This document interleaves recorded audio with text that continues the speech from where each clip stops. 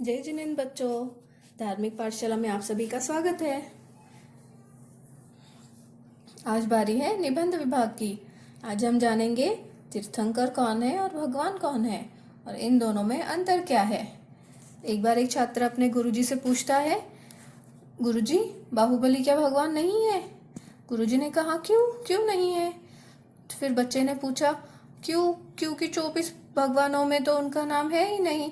फिर गुरुजी ने कहा 24 तो तीर्थंकर होते हैं जो वितरागी और सर्वज्ञ है, वे सभी भगवान हैं।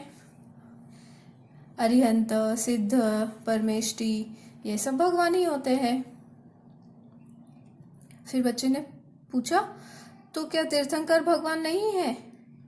फिर गुरुजी ने कहा तीर्थंकर तो भगवान होते ही है, साथ ही साथ जो तीर्थंकर ना हो पर वितरागी और पूर्ण ज्ञानी हो उन्हें भगवान कहते हैं, जैसे कि अरिहंत और सिद्ध परमात्मा। तो बच्चे ने पूछा तीर्थंकर किसे कहते हैं? फिर गुरुजी ने कहा जो धर्म, तीर्थ या मुक्ति मोक्ष मार्ग का उपदेश देते हैं और जिनको तीर्थंकर नाम कर्म का महापुण्य का उदय होता है उन्हें क्या कहते हैं? तीर्थंकर। वह 24 होते हैं। बच्चे ने पूछा वो कौन से हैं, बताइए ना गुरुजी। फिर गुरुजी ने कहा पहले ऋषभ देव जी जिनका चिन्ह है बैल, दूसरा अजित नाथ जी जिनका चिन्ह है हाथी, तीसरा संभवनाथ जी जिनका चिन्ह है घोड़ा, चौथा अभिनंदन जी जिनका चिन्ह है बंदर, पांचवा सुमतिनाथ जी जिनका चिन्ह है चकवा, छठा पदम प्रभु जी जिनका चिन्ह है लाल कमल, सातवां सुपार्श्वनाथ जी जिनका चिन्ह है स्वस्तिक, आठवां चंद्र प्रभु जी जिनका चिन्ह है चंद्रमा, नौवां सुविधिनाथ जी जिनका चिन्ह है मगर, 10वां शीतलनाथ जी जिनका चिन्ह है कल्पवृक्ष, 11वां श्रेयंसनाथ जी जिनका चिन्ह है गेंडा, 12वां वासुपूज्य जी जिनका चिन्ह है भैंसा, 13वां विमलनाथ जी जिनका चिन्ह है सुअर, 14वां अनंतनाथ जी जिनका चिन्ह है बाज, 15वां धर्मनाथ जी जिनका चिन्ह है वज्रदंड, 16वां शांतिनाथ जी जिनका चिन्ह है हिरण, 17वां कुंथुनाथ जी जिनका चिन्ह है बकरा, 18वां अरनाथ जी जिनका चिन्ह है मछली, 19वां मल्लीनाथ जी जिनका चिन्ह है कलश, 20वां मुनि सुव्रत जी जिनका चिन्ह है कछुआ, 21वां नामीनाथ जी जिनका चिन्ह है नीलकमल, 22वां अरिष्ट नेमी जी जिनका चिन्ह है शंख, 23वां पार्श्वनाथ जी जिनका चिन्ह है सर्प, 24वां महावीर स्वामी जी जिनका चिन्ह है शेर। तो बच्चों देखा, यह थे हमारे 24 तीर्थंकर और पंच परमेष्ठी हमारे भगवान हैं।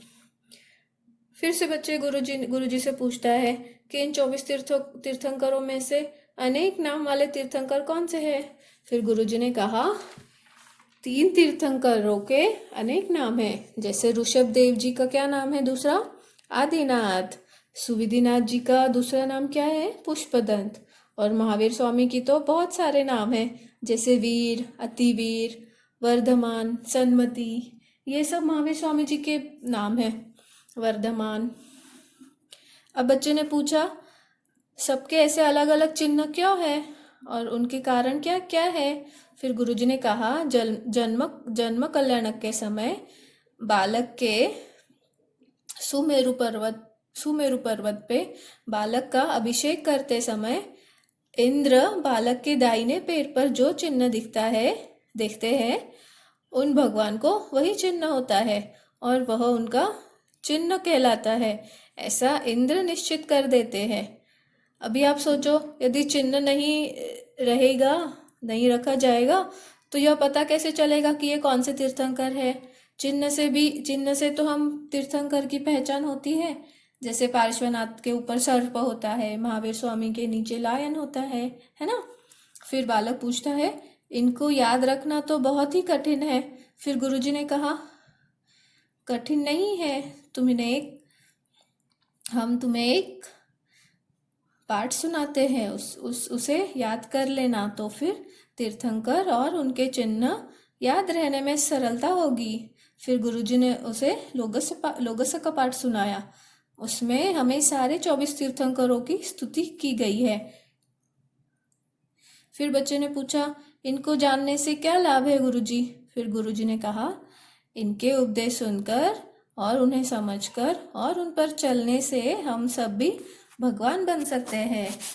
है ना। बनेंगे ना हम सब भी भगवान, तीर्थंकर के पट पट पट पाथ पर चलकर, इसी आशा के साथ। जय जिनेंद्र।